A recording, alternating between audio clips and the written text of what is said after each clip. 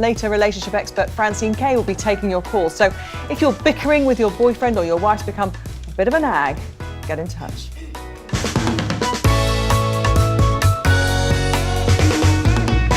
Might I add, your husband might become a nag as well. As you know, I'm joined this morning by former Blue Peter presenter Andy Akinwolere, and our relationship expert Francine Kaye is here.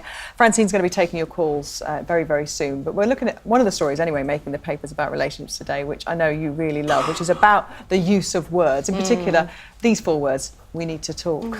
And how those words could actually end up meaning the end of your marriage. Absolutely. It puts the fear of death into any man. We need to talk. It's the key here is, but what about? If you need to talk, for goodness sake, tell me what it is that you want to talk about. And then we've got a conversation going on. But if you say to a man, we need to talk, and I'll see you at the end of the day, and that's when we'll have the talk, it's like, well, why don't you just stab me in the back before I leave as well, you know, and finish me off completely? You pretty much ruined my day there. Yes, completely. How would you respond if you heard those words, Andy? Do you know, I'm one of these people that I like to talk. I just go on and on and on for ages. You go great. Yeah, thank Bring you. it on. Let's do this, because I'll embrace that. That's the difference to me, because like talking for me, it's like therapy. As you know, I like to get stuff done. If there's a problem, let's move on with that, and let's not let this fester. If you've got a whole day to think about it, what goes to your head? I'm just like, why don't we just first thing in the morning, like, do you know what? This really annoyed me yesterday. Bit awkward, but like we'll talk about it later. Yeah, but that's the whole point, that you're actually coming out and saying what you want to talk about. I always have this theory that men are human doings and women are human beings. So whilst we're churning it round in our heads, you know, making up what we think the situation means to us, what it's going to mean for the future and all of that. So we spend all of this time thinking, then what comes out of our mouths has got much more to do with what we've been thinking than what actually is the situation. So if you come out and you actually say, here's what I want to talk about, darling, you weren't phoning me, and I get worried when you don't phone me when you're home late. Could you think you could do something about that? Then the man knows exactly what it is that's going on. That was a good moment there. That was really nice. Like, I went through that motion with you. You went there. I would totally open up to you. Yes, darling, let's do this. Let's do this, darling. Yeah, brilliant. But I don't have your number. I don't know how to get hold of you. I'll give you my card later. One of the things I love that's come out of this study and this book in the end, it's come out, is that men actually think it's really unattractive to keep talking endlessly and thinking about a problem, and they actually makes them go off the woman. Yes, and again, that is because they are doing beings. So they really want to get to the point. They're solvers. You know, they come up with solutions. They want to fix things. And too much talking, it's like, why do you need to do that amount of talking? Also, though, vice versa, it's the same with non-verbal communication for women. So if men could understand that when a woman comes home from work and she's stressed out about something, instead of saying how you could fix that and do you think possibly you could do this, that and the other, if he just said to her, oh, sweetheart, looks like you've had a really rough day, come and have a cuddle. Just that cuddle, that's non-verbal. It's the most fabulous non-verbal communication is a cuddle. The book recommends 6 proper hugs a day. 6. I mean, 6 is wonderful if you've got the time, but at least one, big full body hug is enough for any woman to feel like she's, okay, she's ready to make dinner now. You know, she just feels like she's had that kind of you understandness coming from him. So that's a great non-verbal tool. So often, I think. Sorry, Andy, you got a theory on hugging? But does that work for the guys as well? Like, does it? Well, there's the question. If she comes in to me and gives me that's quite nice. I quite like a bit of a hug. So you come home and I say to you say to me, I've had a really hard day. Oh, sweetheart, must have been so challenging. Come give me a hug. And I give you. Just having another moment. And I give you a big hug. Now they're hugging. It's a good time to have a little bit of respite from these two. Welcome back to the Right Stuff Extra. In the final part of the show, it's over to you. Relationships guru Francine Kaye is here to help with all your relationship problems. Before we get to your calls, though, another story from this morning's papers, which is a report which says that whilst in the past affairs have been the main reason people have cited in a breakdown of their relationship, now falling out of love is the top reason for divorce, which in a way, that's kind of a catch-all, I would have thought, anyway, because often if you've fallen out of love, that's when it leads to affairs and everything else. But Is there a change? Do you see a change in people you speak to and the reasons they give? Simply because people are staying together a whole lot longer than they did. I mean, it's not till death do us part, is it? People have children, they live long lives. So you could actually be with somebody for 60 or 70 years. Now, if you don't grow together, you're going to grow apart. So we have to do a whole lot more work now to keep our relationships together than we did many, many years ago. And women and men want more from their relationships now. They actually want more enrichment, more fulfillment than they used to have when he was the provider and, you know, and she did the housewife thing. So I think what's happening is that people are growing apart instead of growing together, which takes a whole lot more work.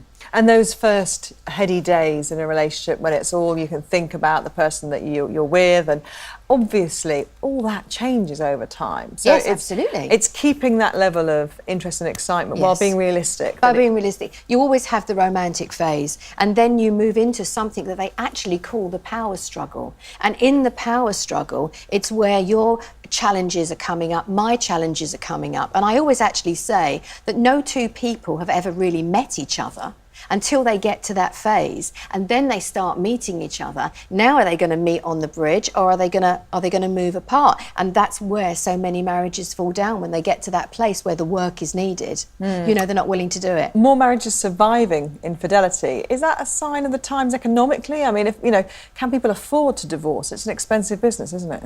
Well, it's extremely expensive business. There is that part of it, definitely. But I don't think that people are viewing infidelity in quite the same way that they did. They're looking to see, well, there must be reasons for that. So if that's what's happening, then we need this is the part where we really need to work on our relationships and bring it back together again. And you can. You absolutely can. Francine, thank you. Let's get a call. Kirsty, who have you got for us? We have Sarah in London on line 1. Thank you. Hi, Sarah. Thank you for calling us. Hi, Sarah. Hi. Thanks for wanting to listen to me.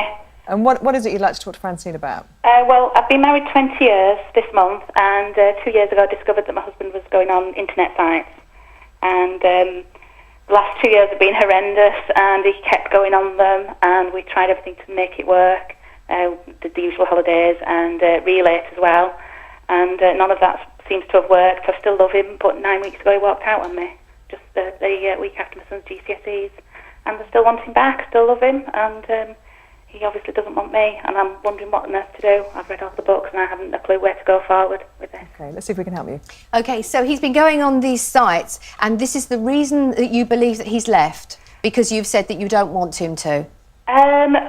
Well, no, he said the reason he's left is because he just doesn't love me anymore. But we were having a few problems anyway before that, various job issues and money worries and stuff. Okay, so there's a culmination of different issues here. Yeah, age-related, ill health as well. Okay, so I mean, you can't work on this on your own, obviously. You need to really get him back into a conversation. I think the thing to do is to just phone him or speak to him if you see him face to face, or speak on the phone and say, look, I love you, I miss you, I know that we've had some challenges, but I really want to make this work, and if you think that there's any mileage left in it for both of us, please could we go and see somebody, could we get some help and see if we can work out these issues, because it's clear that you're not able to do that on your own.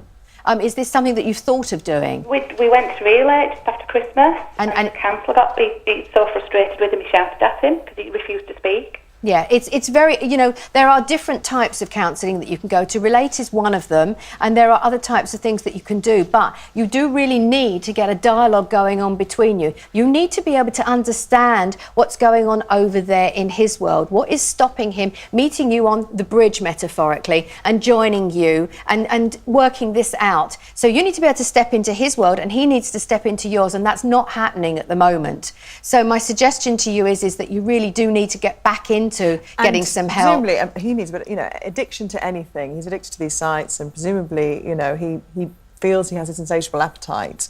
It's the same as any kind of addiction. It's the same as help. He needs some help with it. There's something that it's giving him that's missing from his life, and you need to find out what that is. He needs to know what that is. What is it that provides him with that he can't seem to find it in any other area of his life? So all these things need to be talked about. But if he won't join her to talk about them, they're not going to be able to go anywhere. As I say, Relate is one way of doing it, and there are other therapists as well. Have a look. You know, speak to your local Citizens Advice Bureau, they've got a multitude of different choices. OK, Sarah, thank you very much. Good luck with that. A couple of emails, and we can see if we can get through a couple of these.